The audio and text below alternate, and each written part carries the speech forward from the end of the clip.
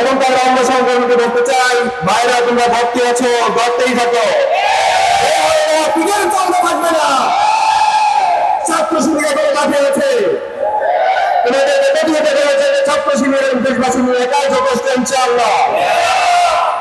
তখন একটি কুচক্রী মহল